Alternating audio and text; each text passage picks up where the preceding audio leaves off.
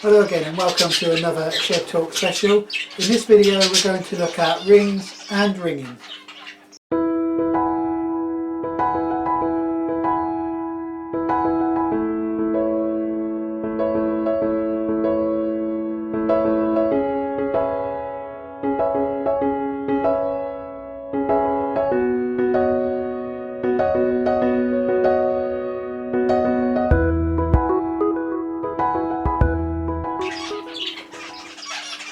So yes, in this video I'm going to show you how I personally ring a chick and how I go about that. But before we do that, I'm going to have a look at the various rings options that we've got and indeed why we should ring a bird.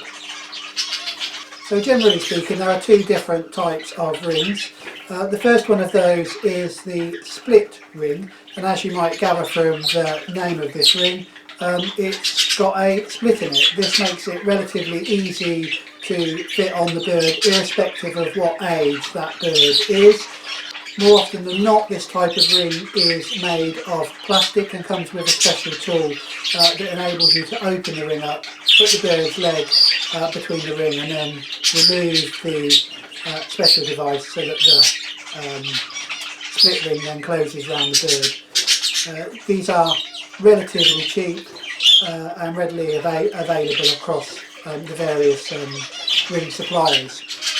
The advantage of this type of ring is that you can put it on whatever the bird's age, and it enables you to mix and match various ring colours on the bird if you want to, for example, mark a bird from a particular family, or maybe if it's got a particular mutation or a split mutation of some sort that you want to mark.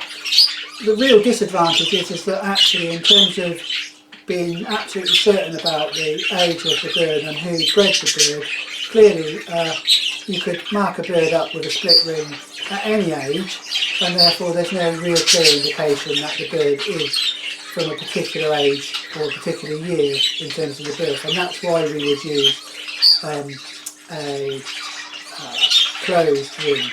If we want to mark the actual age of the bird, the actual year that that bird was hatched in, then we need to close ring that. There are some other reasons for close ringing it, and I'll talk about those in a second. So there are some types of birds that we do need to close ring by law, and those are certainly here in the UK, those are native birds. So birds that are native to the United Kingdom, so British birds such as the various greenfinches, goldfinch, and those types of birds that some people do breed. And indeed, if I had the option, I wouldn't mind trying to breed a few of those myself. Those birds must be closed rung by law, and if you want more detail on that, then do look on the various websites. I'll try and put some links in the description of this where you can go and find out about what type of ring you need to use if you're close ringing British birds. So let's have a look at the BS closed ring, and I'll talk about those now. Well, here's a selection of closed rings that are supplied by the Budgerigar Society, starting from the left as you look at them, so the dark blue on the left. They were 2017 issued rings.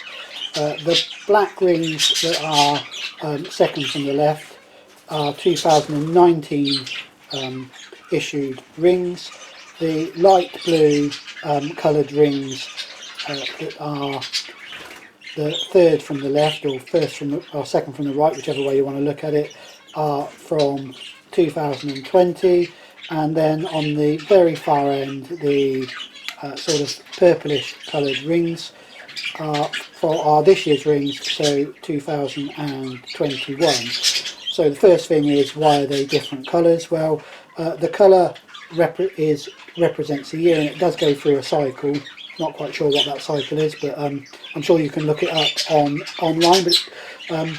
And the cycle for the Budgerigar Society rings reflects that of the rest of the bird fancy, and you will find that all of the rings issued in 2021, irrespective of what fancy that is, in the vast majority of the fancy anyway, will all be the same colour. This makes it really easy for the judge when he's looking for a this year rung bird, because he can generally just have a look at it through the cage, doesn't need to get the bird out, identifies the colour of the ring, and will then be able to make sure that that bird is in effect this year's rung bird. So that's the reason for the colours. The colours are, as I say, change each year. The rings do also have a date on them, so you know, if you've managed to get a bird that's lived all the way through the various ring stages, and you put that out on the bench as a young bird and it wins a prize, clearly the judge, when he comes to have a look at it and to log down the ring number completely, he'll recognise that it's not a this year's rung bird. So you can see, I think I'll just see if I can zoom in on one of the rings so you can see where the ring numbers are. They're the smaller of the numbers. There you go, I hope you can see the small number there, which the pen's pointing to, which is a 19. So that 19 is the year. The other numbers I'll talk about in a short while. So these are closed rings. We'll have a closer look at the detail on each of the rings now. So most rings are made up of 3 key elements, although some of the split rings may not contain all of these, but generally there are 3 key elements. The first bit is that I'm showing you here, and I don't know if you can see this particularly well, but this is the breeder's number. So this is my ring, so it contains a number that identifies it as belonging to me. That number is actually B7324, so that's the number on the ring, and that's the first bit of the element of the ring. The second element is, we've already considered that, and that is the year. So this is where the year is held. This one's obviously 17, so it would have been 2017 ring, and it's just made up of the 2 letters. You don't put the whole date in. So 2017 would be the number, and the final bit is the individual ring number. So there you go, there's the ring number. This ring would be number 32 for 2017 and of my particular batch. So the ring number is made up of those 3 elements. When you're recording it, what I tend to do is do it in order of permanence. So from what I mean by that is the bits that change the least often. So from my point of view, the bit that changes least often of all is obviously my personal number. So the B3724 number I would always record first, because that's the most permanent bit of the ring. The next bit, the most permanent bit, because it's there for a whole year, is the year number. So I then follow it with the year number, in this case 17. And then finally with the individual ring number, because each one of those changes within that year. So for this ring number, if I was recording it, it would be B3724 1732. That's the way I would record it. So those are the various bits of the ring number. In order to identify this as a Budgerigar Society ring, there is in actual fact a flat edge on one side of the ring. I'll just see if I can pick that out. And I'm not sure if this is shown particularly well. I'll try and zoom in the video. But actually the top edge here is flat. So the top edge just here is flat. It's the bit that's flat on this ring is the bit that contains the year, the issue ring issue date year. So that bit there is the flat bit on this ring. So that was right up until 2020. That was the way you identified it as being a BS issued ring. This year, for the first time, they've done away with the flat element on the ring. I believe it's partly because well, they change the people who supply the ring, but also I think it works out slightly more expensive to have the flat edge on the ring. So if it doesn't have the flat edge, how do we identify that it's a BS ring, or the judge can identify that it's a BS issued ring? Well, they've actually put a logo on the ring, and I'll just show you one of this year's rings so you can see what the logo looks like. The purpley pinkish ring is the 2021 ring, and I think you can just about make out on this ring the number 21. The ring is actually completely round, so where the 21 isn't flat, but next to it, so the left hand side of that, is the BS logo for the rings, and you can see that it's supposed to be the face of the Budgerigar. So they've actually copyrighted that, or trademarked it, or whatever you might call it, so that nobody else could put that on their rings and pretend that it's a Budgerigar Society issued ring. So there you go. Budgerigar Society issued ring now contains a logo of a Budgerigar's face. And there's the two rings from the top down.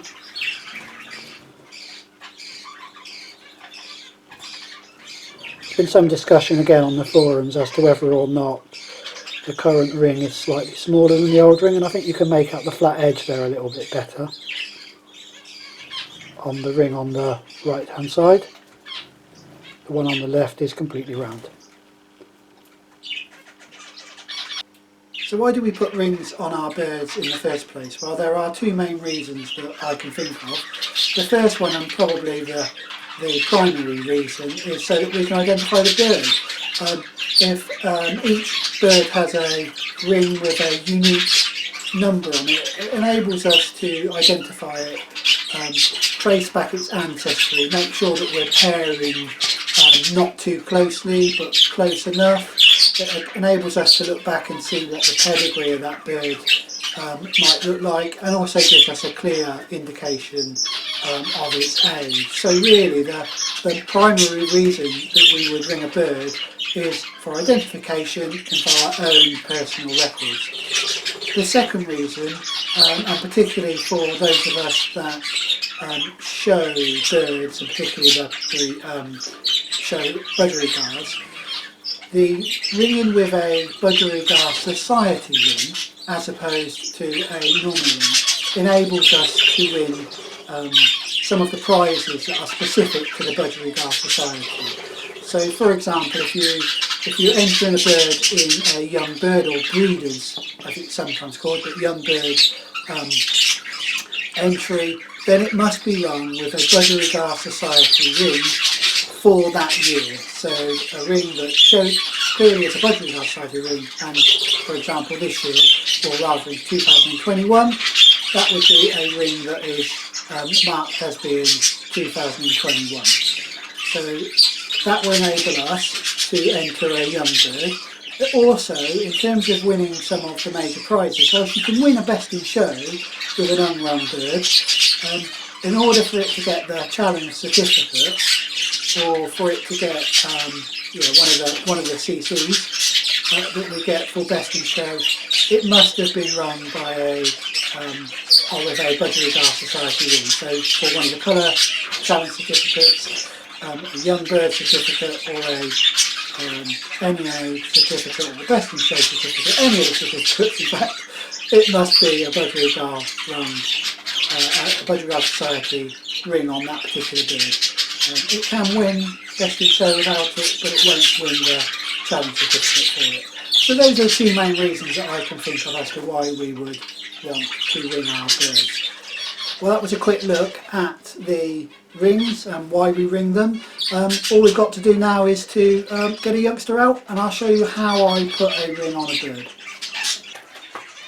So let's start with ringing. What I'd say is, first things you need to do is make sure you've got everything that you need available. You don't want to be spending too long here. I've actually got the chick out separate from the rest of them, so because Mum and Dad were trying to feed. This chick is 10 days old. That's the age that I normally decide to ring the chicks, mainly because I find that any younger than that, and there's a risk that the ring will fall off, and trying to find the tiny rings in the nest box can be quite difficult to put them back on. So I find 10 days old, the ring tends to stay on. It's also not too difficult to get on. So putting the ring on, first thing, make sure you've got the bird well and truly safe in your hand. Now you can either do 2 feet and then 2 feet, or 3 and then, or sorry, 2 toes and then 2 toes, or 3 toes and then 1. I nearly always do, or do always do, 3 and then 1. So I get the 3 main toes and the little baby toe to the back, get the ring, place the ring over the toes, the 3 toes, which will go nice and easily, and slip it down, and then pull the rest of the toes through. Once you've got those two through, you've now got 1 toe to get through. As you can see, it's almost coming through on its own. Now you can either use a matchstick of some kind, or so make sure it's blunt, a hair grip does equally as well, or alternatively just pull it through with your finger as I did there. I hope you saw that. I'm afraid the light went off halfway through that, but I'm hoping that you did see it. I'll try and make sure that I've zoomed in. Once it's on, do make sure that it's free moving, as this one is, and then all you've got to do then is put them back in the nest box and make sure you update all of your records. And there she is back in the nest box. Do make sure that you check all the ones that you've already rung. This was the first chick I've rung. Make sure that the rings are still free moving and nothing's got stuck in amongst the ring.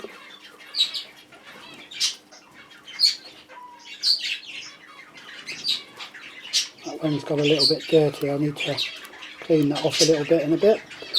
Finally, if you do need to, if it does get stuck and the foot starts to swell and you need to remove the ring for any reason, you can get special ring cutters that you can, if you just Google ring cutting, you can find them easy enough. I've got some snips, small snips that I use in my model railway work, and they work just perfectly fine in order to snip the ring off or get off.